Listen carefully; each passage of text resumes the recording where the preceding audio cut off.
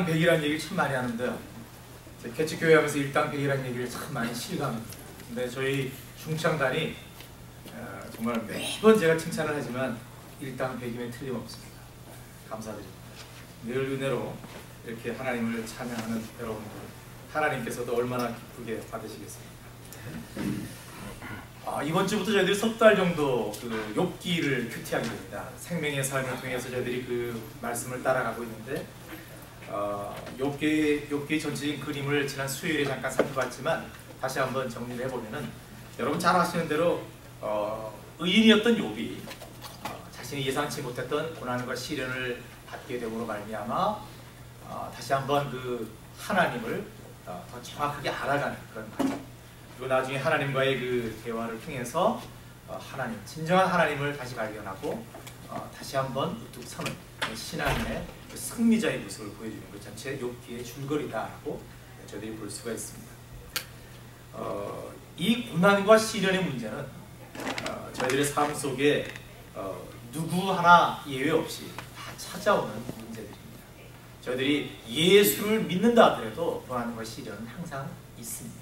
그것은 뭐 저희들이 예수 잘 믿기 때문에 부자 된다, 또 잘 산다, 뭐 그런 개념은 사실은 저희들이 좀 가벼운 신앙이라고 보시면 돼요. 예수 잘 믿어도 그런 힘듦과 어려움이 있을 수 있습니다. 그러나 그러한 것들, 그러한 시련과 고난이 세상 사람들에게 떨어졌을 때와 저희들이 마주했을 때는 어떤 차이점이 있느냐, 어떻게 달라져야 하느냐, 바로 그런 것들이 저희들이 말씀을 보면서 하나님의 뜻을 찾아가는 저희들이 도울인 거죠. 그렇게 또 살아가야 되는 것입니다. 그렇기 때문에 참 이 문제는 중요합니다.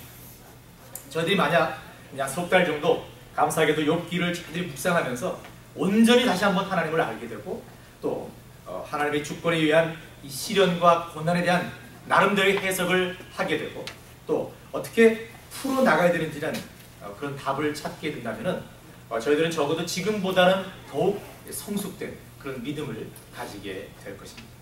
또 예수사랑교회가 지금 이제 막 성장해 가고, 성장해 간다는 표현은 제 욕심이고요, 이제 막 세워져 가는 그런 즈음에 어쩌면 지금 저희들이 사실 신앙적으로 고난에 처해 있다라고도 볼 수 있는데, 이때 욥기의 말씀을 통해서 저희들이 이런 시련과 고난을 어떻게 신앙적으로 이끌어갈 수 있을 건가, 어떻게 여기서 하나님의 뜻을 찾을 수 있을 건가, 그런 것들을 고민하면서 기초를 열심히 잘 닦는다면 이 예수사랑교회는 앞으로 어떠한 어려움과 힘듦이 있다 하더라도 굳건히 말씀 위에 서 있을 수 있을 것이다 라고 확신하는 말입니다. 그렇기 때문에 저희들이 이 말씀을 굉장히 좀 깊이 있게 알려고 애를 써야 되는 것입니다. 저는 먼저 오늘 욥기를 전체를 시작하기 전에 서론으로 그 인물 욥에 대한 그 면모를 한번 살펴볼까 합니다. 왜냐하면 저희들이 욥기의 주인공인 욥이라는 그 인물에 대한 충분한 이해가 있어야만 그 다음 이어지는 고난과 그 문제를 풀어가는 욥을 관찰할 수가 있고 하나님의 뜻을 아울러 찾을 수 있기 때문입니다. 그리고 동시에 저희들은 욥의 성품과 인격을 살펴보면서 하나님께서 지금 저희들에게 원하시는 신앙의 인격과 성품이 어떤 건지도 발견하게 될 것입니다. 자, 욥은 어떤 사람이었습니까? 오늘 말씀을 보면 외적인 모습이 먼저 나오는데 그는 이스라엘 사람이 아니었습니다. 이방인이었습니다. 이방인도 이 시대를 구약학자들은 아브라함 시대라고 이렇게 비슷하게 봅니다. 왜냐하면 오늘 말씀에 여러분 이 3절에 보면 소유물이 나오는데요, 여기에 말이 등장하지 않습니다. 말이 등장하지 않습니다. 소유물. 그래서 이 시대가 그 아브라함의 소유물을 얘기할 때도 거의 같은 내용이거든요. 그래서 이 시대가 아마 이 정도에 맞출 것이다 라고 이렇게 생각합니다. 그런데 그 시대에도 이스라엘 백성뿐만 아니라 다른 이방인들도 하나님을 알았고 하나님을 경배하는 사람들이 있었다라는 것을 저희들이 짐작할 수 있는 때문입니다. 욥은 열심으로 하나님을 섬겼습니다. 그리고 그는 상당히 성공한 사람이었습니다. 큰 부자였습니다.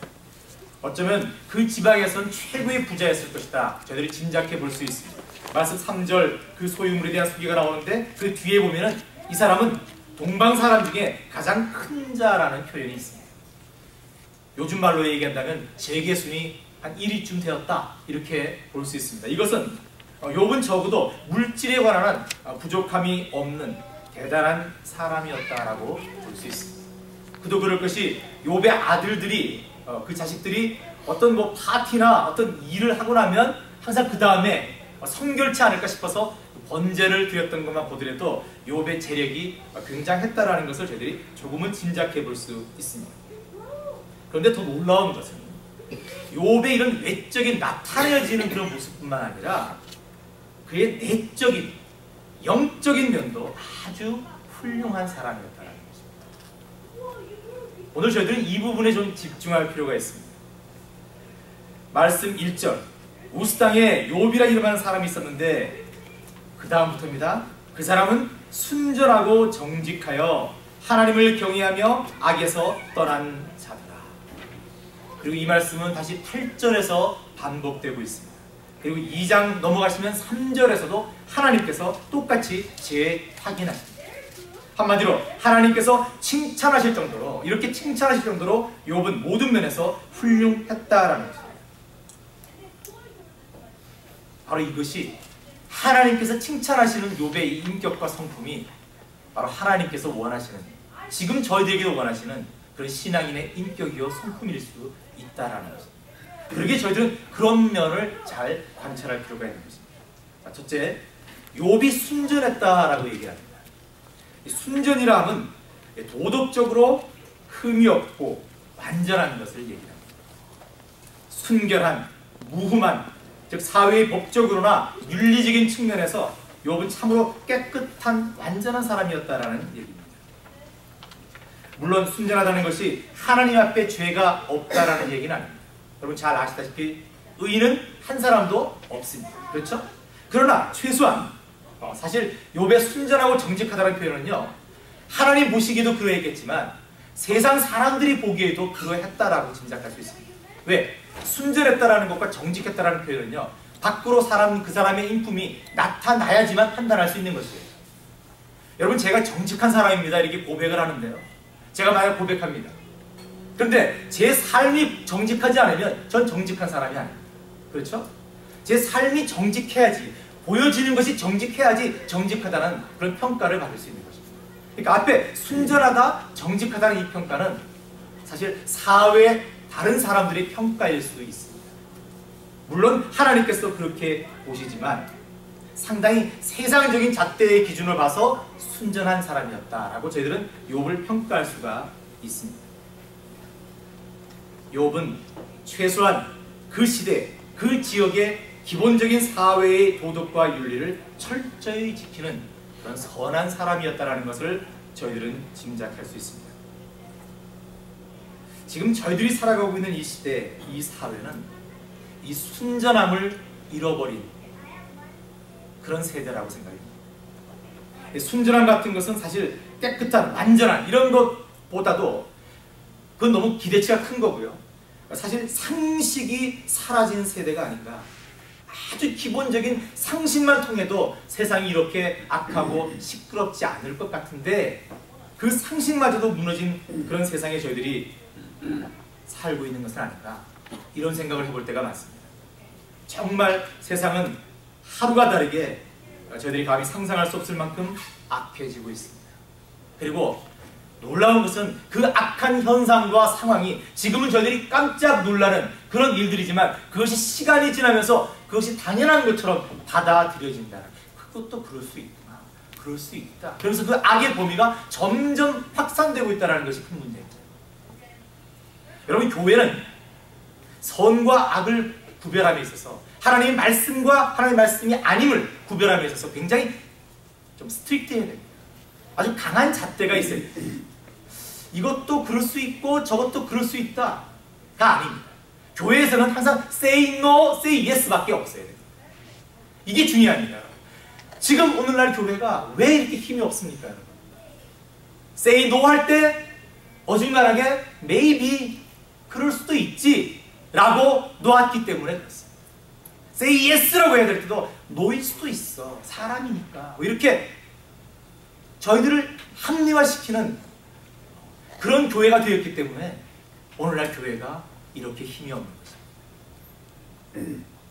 제가 정치적인 그 폴리티컬한 얘기 별로 안 하는 편인데요. 저는 분명히 한 가지 여러분과 나누고 싶은 이야기가 있습니다. 교회에 대한 얘기입니다. 요즘 한국의 뉴스를 보면은 세상 뉴스입니다. 부쩍 교회 세습에 관한 얘기가 아주 난무하고 있습니다. 무슨 뉴스데스크나 그런 데서 특집으로 심층 취재를 할 정도로 그 얘기가 이슈가 되고 있습니다. 지난 2일 오래전에 교회 세습을 이루셨던 한 목사님께서 별세하셨습니다. 그런데 그 목사님은 하나님 나라 가시기 전에 지난 6월에 당신께서 당신의 아들에게 교회를 세습한 것은 하나님과 성도들에게 죄를 지은 것이라고 공개적으로 참여하셨습니다. 95세이셨습니다. 그런데 오늘 또 같은 교단의 또 하나의 큼지막한 교회가 담임 목사 세습을 이루었습니다. 오늘 공동회의가 있었습니다. 10,000명이 넘는 교회인데 1,500여 명의 성도님들이 참여하셨습니다. 여러분 아시다시피 3분의 2 이상이 돼야지 찬성이 가결됩니다. 25표가 많았다고 합니다. 찬성에. 그래서 가결됐습니다. 물론 노회에서 인준하는 차원이 남아있긴 합니다. 그러나 그 교회 앞에 예배 드릴 때 세습을 반대하는 많은 사람들이 가서 피켓을 들고 반대 시위를 하고 경찰이 동원되고 시끌벅적한 그런 날이 있었습니다. 이게 바로 오늘입니다. 얼마 전에 감리교단에서는 담임 목사 세습을 금지하는 법을 교단 차원에서 통과시켰습니다. 그랬더니 세상 사람들이 이러한 모습을 보고 참 바람직한 결정이다 라고 칭찬합니다. 여러분 언제부터 세상 사람들이 교회의 정치적인 것을 보고 칭찬하는 그런 세상이 됐습니다. 성도의 한 사람으로 정말 얼굴을 들 수가 없습니다. 저는 분명히 말씀드리건데 교회의 세습 문제는 교회에서 결코 거론될 수 있는 문제가 아니라고 생각합니다. 이것은 목사들이, 하나님의 종들이 하나님 앞에서의 순전함뿐만 아니라 세상에서의 순전함까지, 아니 상식을 포기한 단적인 모습을 보이는 것이라고 저는 믿습니다. 하나님의 종, 저희들이 뭡니까? 이 세상의 나라가 아닌 하나님 나라를 전파하는 사람들이, 이 세상의 복이 아닌 예수님께서 가르쳐주신 산상수훈에서 보여주신 팔복을 쫓아가는 사람들입니다. 그런데 그런 사람들이 어떻게 교회를 자신의 재산과 업적으로 치부할 수 있으며 어떻게 그것을 당연하게 자신의 이세에게 물려줄 수 있습니까? 그리고 이런 목사가 한국의 기독교를 대표하는 그 자리에 2번 연임했던 사람입니다. 이 뉴스의 마지막이 기가 막혔습니다. 여러분. 이 뉴스의 마지막이 기자가 이렇게 얘기하는 거예요. 최근 유일하게 한국의 대표적인 종교 중에서 교인 수가 줄어들고 있는 종교가 바로 기독교다라고 마쳤습니다. 이러니까 여러분 기독교가 성장할 수 없다. 이런 성장이 문제가 아니라 이러니까 저희들이 한 사람이라도 구원하겠다는 그런 기도를 드리는 것이 무익하다. 왜 그렇습니까? 이 시대의 교회, 이 시대의 목회자, 그리고 저희들을 포함한 모든 성도가 오늘 말씀에 욥이 가졌던 그 순전함이라는 단어를 놓쳤기 때문에 그렇습니다. 저희들은 냉정하게 과연 나는 하나님 말씀, 예수님의 가르침 앞에 순전한가를 물어봐야 할 때가 됐습니다. 그리고 그보다 앞서 하나님 말씀 앞에서가 아니라 우리는 저 밖의 세상에서 과연 저희들은 그런 법들을 잘 지키고 도덕적으로, 윤리적으로 그런 것들을 잘 따라가고 있는 사람들인가? 세상에서도 순전한 사람들인가? 한번 생각해 봐야 합니다. 상식이 통하지 않는 사회에 있을 수 있습니다. 하지만 순전함까지는 아니더라도 상식이 통하지 않는 교회, 이것은 저희들이 부끄러워해야 합니다. 두 번째 저희들이 주의 깊게 관찰할 욥의 성품은 정직입니다. 여러분, 정직하다는 것은 성경적으로 좌로나 우로나 치우치지 않는 것을 얘기합니다. 어떤 기준과 잣대가 곧은 옳은의 의미를 갖고 있습니다. 즉 욥은 하나님을 섬기며 하나님의 기준에서 벗어나지 않았음을 나타내는 것입니다. 그리고 또 하나, 조금 전에 말씀드린 대로 이 정직은 누가 정직하다, 욥이 정직하다라는 것은 세상 사람들의 평가일 수도 있습니다. 그러기에 욥의 정직이라는 이 성품은 세상 사람들 보기에도 그의 행동과 처신이 정직했다라고 볼 수 있습니다. 욥기를 쭉 묵상하시면서 여러분 29장을 한번 보시면요, 욥이 나중에 친구들한테 이런 얘기를 합니다. 나는 적어도 이렇게 살았다. 나의 의로움을 나타내는 그런 장면이 있어요. 나는 이렇게 살았다 라고 얘기를 하는데 29장을 보시면 욥이 정말 정직하고 공의로웠다는 것을 저희가 짐작할 수 있습니다. 가난한 사람들을 도왔고요, 아파하는 사람들을 돌봤고요, 과부들을 거두었고요, 고아들을 밥 먹였어요. 정말 의롭게 살려고, 정직하게 살려고 애를 썼던 그런 대목들이 쭉 나열되어 있습니다. 저희들이 회복해야 될 것이 또 하나 있다면 정직입니다. 교회를 다니는 사람들이 세상으로부터 이렇게 손가락질 받고 무시당하는 이유가 뭡니까, 여러분? 앞서 잠깐 말씀드린 대로 교회는 자신들끼리는 거룩하고 좌로나 우로나 치우치지 않는다고, 정직하다고 얘기를 하는데 실제로 세상에서 나타나지고 보여지는 것들은 그렇지 않기 때문에, 안에서는 거룩할는지 모르겠지만 밖에서는 엉망이기 때문에 그렇습니다. 믿는 사람이나 믿지 않는 사람이나 별반 다를 게 없다라고 평가되기 때문에 그렇습니다. 제가 자주 말씀드리지만 예전에 저희 선배님들이 목회하시거나 선배님들이 믿음 생활하실 때는요, 세상 사람들이 다 알아줬습니다. 어느 교회 집사야, 어느 교회 장로야, 이렇게 얘기를 하면 그 사람은 두말할 것도 없이 믿을 만한 사람이다라는 거예요. 여러분, 이게 얼마나 귀한 겁니까? 그 사람 어느 교회 집사야, 그러면 그 사람은 절대 그 사람 아니야, 이런 얘기입니다. 근데 요즘 어떻게 됐습니까? 어느 교회 집사야, 어느 교회 목사야, 목사라고 예외가 없습니다. 목사가 더 할 때도 있어요. 그렇게 얘기하면요, 아무도 눈 하나 까딱하지 않습니다. 더 조심해야 되겠구만, 이런 생각을 하죠. 그래? 그 교회 장로래? 명함을 딱 받아봤는데 어느 교회 장로로 딱 붙어있어요? 조심해야 되겠구나. 계약서를 한 번 더 봅니다. 왜 이렇게 됐냐, 왜 이런 현상이 일어났냐는 거예요. 기독교인 수가 줄어들 수밖에 없습니다. 몇 천억 들여서 교회를 짓고 있는데요, 어떻게 장담할 수 있습니까? 그 교회에 10,000명이 들어가는 교회가 20년, 30년 후에 몇 명이 들어갈지 어떻게 장담할 수 있습니까? 저희들이 그냥 이런 식으로 살아간다. 저희들 모두는 다시 한번 순전함과 정직함을 회복해야 됩니다. 이것이 신앙인의 기본적인 인격이고 성품이어야 합니다. 그 다음 전도도 선교도 열매를 맺을 수 있는 것입니다. 욥은 이제 신앙적인 면으로 돌아와서 하나님을 경외하며 악에서 떠난 자였습니다. 욥은 세상 사람들과 살아가면서 순전함과 정직함을 지켰고, 물론 하나님 앞에서도 그것을 지켰고, 이번에는 하나님을 경외했습니다. 하나님을 믿는 사람들만 하는 것입니다. 세상 사람들은 하나님을 두려워하지 않습니다. 그러나 저희들은 두려워해야 합니다. 여러분, 경외한다는 단어가 뭡니까? 이것은 무서워한다는 얘기입니다. 두려워한다는 얘기입니다. 그런데 언제부턴가 성도님들이 이 교회가 하나님을 사랑하고 예수님을 사랑합니다라는 그런 고백을 참 많이 하는 것 같은데, 언제부턴가 하나님이 두렵습니다, 하나님 무섭습니다라는 고백이 없습니다.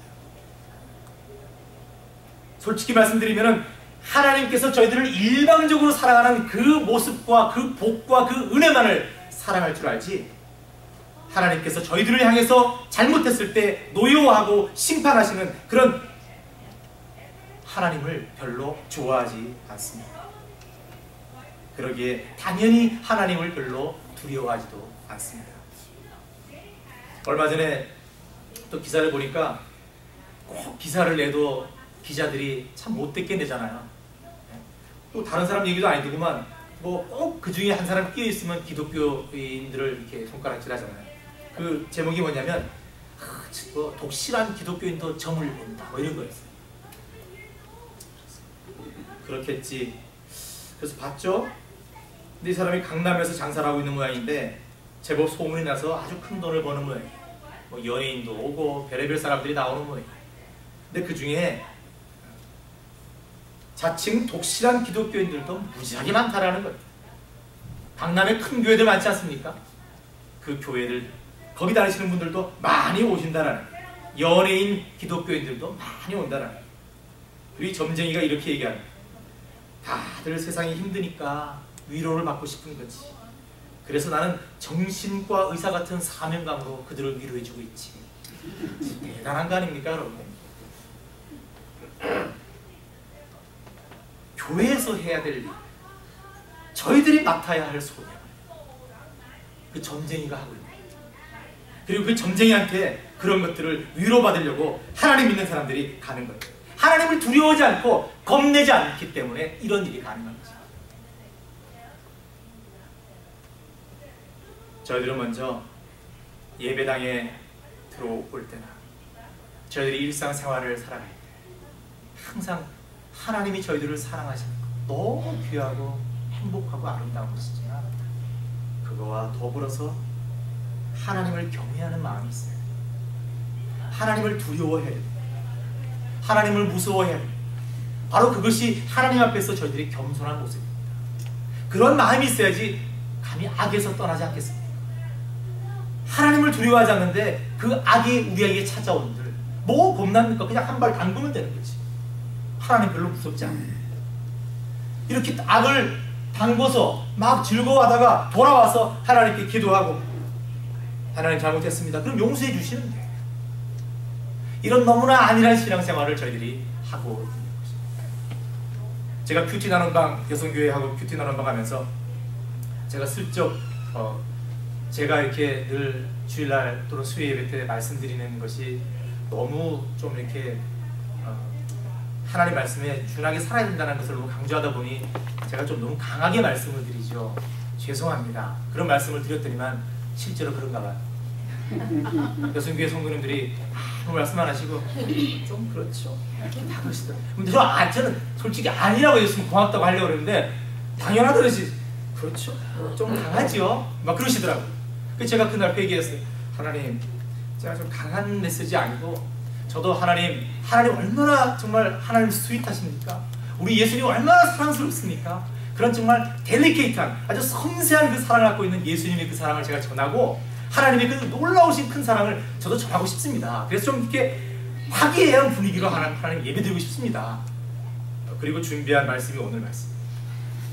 하나도 화기애애매 정말 제가 봐도 가슴이 찔리고 속상하고 이런 말씀들을 제가 준비하고 왜입니까? 저는 그런 달콤한 말씀을 드리고 싶습니다. 여러분 일주일 동안 고생하셨는데 와서 정말 수고하셨습니다. 힘드시죠? 하나님께서 사랑하십니다. 복 주실 것입니다. 지금 힘들지만 내일은 때도 볼 겁니다. 이렇게 말씀드리고 싶어요. 근데 말씀을 준비하다 보니까 계속 회개하는 말씀만 주십니다. 그래서 제가 오늘 말씀을 드리고 그냥 받으십시오. 할 수 없습니다. 예수사랑교회에 아마 하나님께서 저희들에게 이 말씀을 주시는 것은 저희들에게 이 말씀이 필요하기 때문일 것입니다. 아멘. 아멘. 그러기에 힘들지만 받아가십시오. 그리고 이것을 어떻게 삶으로 한번 정말 이제껏 그냥 살아온 것 같은데 오늘은 그만큼 한번 변해보자라는 그런 결단을 이 시간 저희들 함께 하십시오. 아멘. 그래서 예수사랑교회가 그 어느 교회보다 정말 거룩해 보이고 그 어느 교회보다 밖에 나가서 예수사랑교회 성도들의 삶이 정직하고 순전한 것이 보인다면 세상 사람들이 감동하지 않겠습니까? 시간은 걸리는지 모르겠습니다. 그러나 그 감동으로 오신 분들은 결국 흔들리지 않을 것입니다. 아멘. 그것을 믿으시기 바랍니다. 자, 욥이 이러한 인격과 성품을 가졌더니 욥이 지금 엄청난 시련을 당하고 있지 않습니까? 자신의 모든 소유를 다 뺏기고 2장으로 넘어가면 자신의 몸까지도 망신차이가 되는 그런 시련을 당하고 있지 않습니까? 그런데 욥이 이 시련과 고난을 당했을 때 어떤 리액션, 어떤 반응을 하느냐는, 저희들이 읽지는 않았지만 말씀 20절, 22절까지 한번 슬쩍 보시죠. 말씀 20절. 욥이 일어나 겉옷을 찢고 머리털을 밀고 땅에 엎드려 경배하며. 욥은 고난과 시험을 마주했을 때 제일 먼저 한 것이 뭐냐? 하나님, 제가 뭘 잘못했습니까? 하나님, 잘못했다면 용서하십시오라는 회개를 드렸다. 두 번째는 뭡니까? 하나님 앞에 예배를 드렸다. 경배했다는 거예요. 그래, 나의 이런 영적인 이 괴로움과 이 심체함을 벗어날 길은 하나님께 예배하는 것밖에 없다 라고 생각한 거예요. 그래서 진정한 예배를 드렸던 것입니다. 그리고 말씀 21절, 하나님을 찬양했습니다. 그리고 그 찬양의 내용이 뭡니까? 지금의 자신의 상황과 처지를 바라보지 않고, 하나님, 왜 내가 이렇게 돼야 됩니까? 왜 내가 이렇게 잃어버려야 됩니까? 왜 저만 가난해야 됩니까? 왜 저는 안 풀립니까? 이게 아니라, 하나님께서 저에게 다 주셨습니다. 여러분 잘 아시는 말씀. 적신이, 내가 못해서 적신이 나와 싸운즉 또한 적신이 그리로 돌아가올지라. 하나님의 주권을 인정했다는 거죠. 여러분, 이것이 굉장히 중요합니다.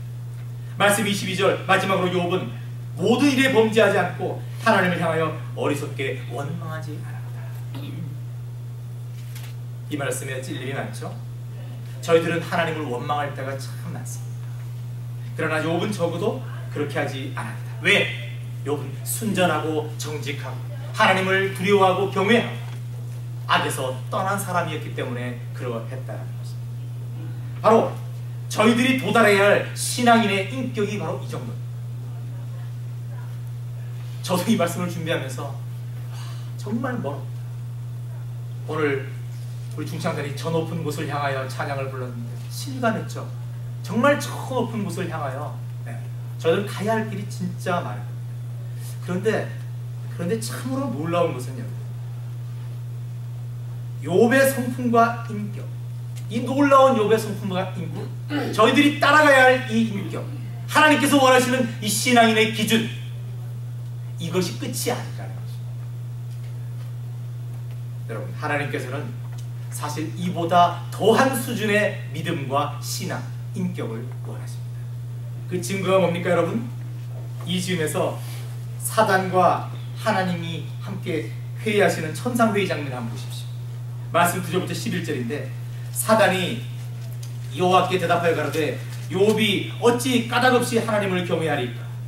주께서 그와 그 집과 모든 소유물을 사들로 두르심이 아니하니까? 주께서 그 손으로 하는 말을 복되게 하사 그 소유물로 땅에 널리게 하셨음이니 이제 주의 손을 펴서 그의 모든 소유물을 치소서. 그리하시면 정령 대면하여 주를 욕하리이다. 무슨 말입니까 여러분? 사단이 이런 얘기를 하는 겁니다. 욥이 정직하고 순전하고 경외하고 악에서 떠난 사람입니다. 오케이, 그렇습니다 하나님. 그런데 하나님, 욥이 가진 거 다 가지고 있으니까 하나님을 경배하지. 그걸 한번 뺏어 보십시오. 그러면 틀림없이 하나님을 욕할 것입니다. 여러분 놀랍지 않습니까? 사단이 지금 뭘 하고 있는 겁니까? 사단이 절대적인 신앙의 기준을 하나 제시하고 있는 거죠. 그야말로 이 말씀은 욥에게뿐만 아니라 지금 이 시대, 그것도 기독교의 만연한 기복신앙에 대해서 일침을 가하는 것입니다.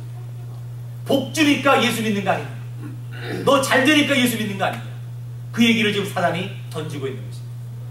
엄청나게 무서운 얘기입니다. 바꿔 얘기하면, 내가 지금 아무것도 가진 것 없어도, 아니 앞으로 내게 설사 엄청난 고난이 닥친다 하더라도, 내가 예수를 열심히 믿고 믿으면 믿을수록 내 형편이 더 악하고 악해진다 하더라도, 다른 사람들이 상상할 수 없는 그 아픔을 내가 겪는다 하더라도, 그래도 하나님을 찬양할 수 있겠느냐 하는 것입니다.